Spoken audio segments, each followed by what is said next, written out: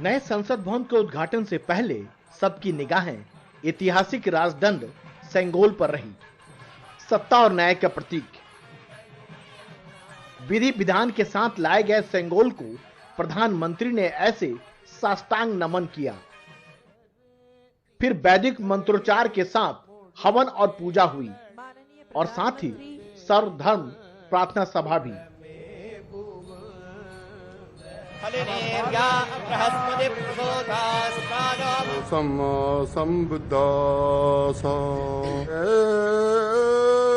सेंगोल को लोकसभा स्पीकर के आसन के बगल में स्थापित करने के बाद प्रधानमंत्री नरेंद्र मोदी ने नए और भव्य संसद भवन का उद्घाटन किया।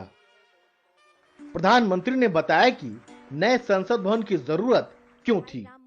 बीते 1.5-2 दशकों से ये चर्चा लगातार हो रही थी कि देश को एक नए संसद भवन की आवश्यकता है और हमें ये भी देखना होगा कि आने वाले समय में सीटों की संख्या बढ़ेगी, सांसदों की संख्या बढ़ेगी, वो लोग कहां बैठते हैं और इसलिए ये समय की मांग थी कि संसद की नई इमारत का निर्माण किया जाए और मुझे खुशी है कि भव्य इमारत आधुनिक सुविधाओं से पूरी तरह लैस है। अमृत काल में नए संसद भवन के इस समारोह में प्रधानमंत्री मोदी के साथ लोकसभा अध्यक्ष ओम बिरला, राज्यसभा के उपसभापति हरिवंश समेत लोकसभा और राज्यसभा के ज्यादातर सांसद मौजूद रहे। इस दौरान प्रधानमंत्री मोदी ने अपनी सरकार का 9 साल का रिपोर्ट कार्ड भी पेश किया। पिछले 9 वर्षों का आकलन करे तो पाएगा कि ये 9 साल भारत में नव निर्माण के रहे हैं, गरीब कल्याण के रहे हैं। करीब 20 विपक्षी दलों ने नए संसद भवन के उद्घाटन का बहिष्कार किया। विपक्ष की तमाम आलोचनाओं के बीच प्रधानमंत्री मोदी ने इशारों में उन पर निशाना साधा। कहा, अब वक्त नए रास्तों पर चलने का है। आज नया भारत नए लक्ष्य तय कर रहा है, नए रास्ते गढ़ रहा है, नया जोश है, नया उमंग है, नया सफर है, नई सोच है, दिशा नई है, दृष्टि नई है, संकल्प नया है, विश्वास नया है।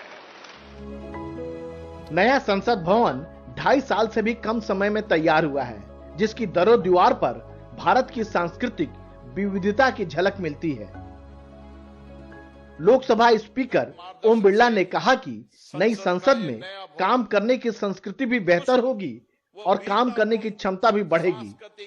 हम संसदीय अनुशासन, मर्यादा और गरिमा के नए मानदंड स्थापित करें ताकि विश्व की लोकतांत्रिक संस्थाओं के लिए भारत की लोकतांत्रिक संस्था आदर्श बन सके। उधर उद्घाटन समारोह से गैर हाजिर रही करीब 20 विपक्षी पार्टियों ने बहिष्कार के लिए अपनी अपनी दलीलें दी। ये बहुत ही दुखद है। जब विपक्ष होता है तभी लोकतंत्र कहलाता है। नई संसद में इतने बड़े कार्यक्रम का विपक्ष के बिना होने का मतलब है कि देश में लोकतंत्र नहीं है। ये एक अधूरा कार्यक्रम है। It does not mean there is a democracy in this country. अब सबकी निगाह नई संसद में लोकसभा और राज्यसभा की कार्यवाही के शुरू होने पर रहेगी।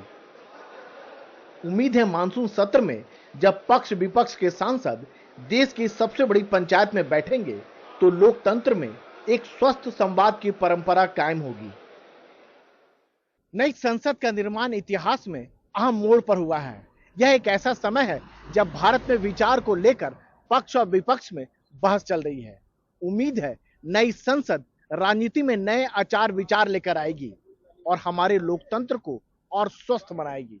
नई दिल्ली में उमाशंकर सिंह के साथ राजीव रंजन, एनडीटीवी इंडिया।